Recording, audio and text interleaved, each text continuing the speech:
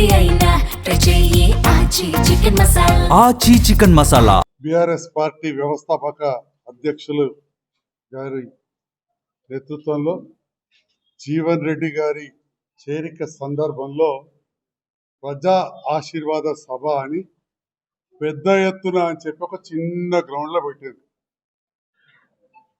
ఆ సభకు కూడా బీఆర్ఎస్ శ్రేణుల్లో చాలా వరకు కూడా అసంతృప్తి, రాష్ట్ర వ్యాప్తంగా ఒక ముసలం స్టార్ట్ అయినట్టు సోషల్ మీడియాలో చాలా వార్తలు వస్తూ ఉన్నాయి. వీటన్నిటికీ తోడుగా టిఆర్ఎస్ పార్టీ నుంచి మొదటి నుంచి ఒక ఉద్యమ నాయకునిగా ఉన్న హరీష్ రావు గారు ఈ సభకు వస్తలేరని తెలిసి నాకు ఆశ్చర్యం వేసింది.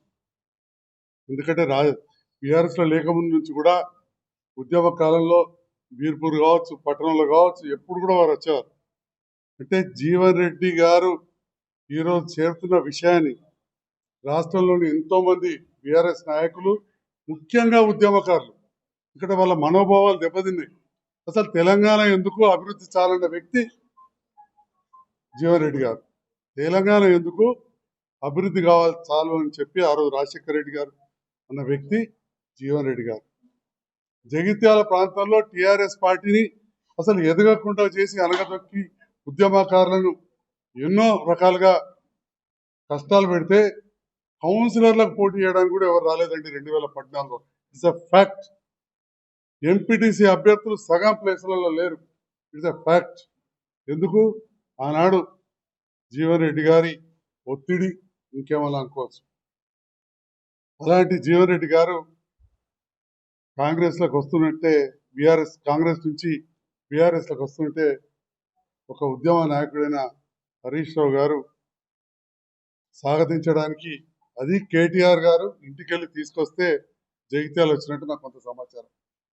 ఇదే జీవన్ రెడ్డి గారు కేసీఆర్ గారి దగ్గరికి వెళ్ళినప్పుడు కూడా కేటీఆర్ గారు ఉన్నారు కానీ హరీష్ రావు గారు లేరు. మొన్నేదో సభకు చూడడానికి కేటీఆర్ గారితో వచ్చి ప్రెస్ మీట్ పెట్టి 4 మాటలు మాట్లాడిపోయారు. తప్పకుండా నాకైతే అనిపిస్తా ఉంది, సోషల్ మీడియాలో కూడా చూస్తూ ఉన్నాం, కాళేశ్వరం ప్రాజెక్టు కట్టిన కేసీఆర్ను వీళ్ళను ఉరిదీయాలన్నారు. హరీష్ రావు గారు కూడా ఇరిగేషన్ మంత్రే. ఎవరన్నారు? జీవన్ రెడ్డి గారు కాళేశ్వరం ప్రాజెక్టు డబ్బులు వేస్ట్ చేసిండు, ఉరిదీయాలన్నారు. అన్ని ఛానళ్లలో ఉంది, అన్ని మీడియాలలో ఉంది. మరి అలాంటి వ్యక్తి ఈరోజు బీఆర్ఎస్ పార్టీలోకి వస్తుంటే ఏ బీఆర్ఎస్ పార్టీలు నాయకులు హర్షిస్తారు? మరి కొంత సమాచారం సోషల్ మీడియాలో హరీష్ రావు గారు ఢిల్లీ బయలుదేరి వెళ్తా ఉన్నారు, బీజేపీ నాయకులతో కలవబోతున్నారని చెప్పి సమాచారం వస్తూ ఉంది. టీఆర్ఎస్ పార్టీలోని ఎమ్మెల్యేలు, అన్నా ఇప్పటికే కవితమ్మ వెళ్ళిపోయింది, మన దాంట్లోకి వెళ్ళి చీలికొస్తా ఉంది, మనం ఇండ్లుండే జీవన్ రెడ్డిని ఎదిరిద్దాం, మీరు పోవద్దని చెప్పి కొందరు ఎమ్మెల్యేలు హరీష్ రావు గారిని రిక్వెస్ట్ చేస్తున్నట్టు తెలుస్తా ఉంది. ఆ ఎమ్మెల్యేలు జీవన్ రెడ్డి గారు ఏ పార్టీ ఉంటే ఆ పార్టీ ఎదగదు, అదొక ఐరన్ లెగ్ అని చెప్పి 83 నుంచి ఉదాహరణ చెప్పుకొస్తున్నారు. 83లో ఎన్టీ రామారావు తోటి ఉంటే ఎన్టీ రామారావును దించేయడం, భాస్కర్ రావు తోటి వెళ్ళడం, ఆ భాస్కర్ రావు 4 రోజులు కథం. ఆ తర్వాత 85లో కాంగ్రెస్లో చేరితే కాంగ్రెస్ అధికారంలోకి రాలే. చొక్కారావు గారి నేతృత్వంలో చేరినా అన్నారు, 89లో గెలిచిర్రు, మంత్రి పదవి రాలేదని తాపకొల్లు, ఆఖరికి 96లో చొక్కారావు గారి నామినేషన్ కూడా వాళ్ళ అంత పెద్ద వ్యక్తి, వారి ద్వారానే నేను చేరినా జగిత్యాల ఈ నాయకులందరూ కూడా చెప్పాడు. ఈ మధ్య కాలంలో వారి నామినేషన్ కూడా వెళ్ళలే. ఇక అప్పటి నుంచి కాంగ్రెస్ కొన్ని రోజులు అధికారంలోకి రాలేదు. మళ్ళీ అధికారంలోకి వచ్చినాక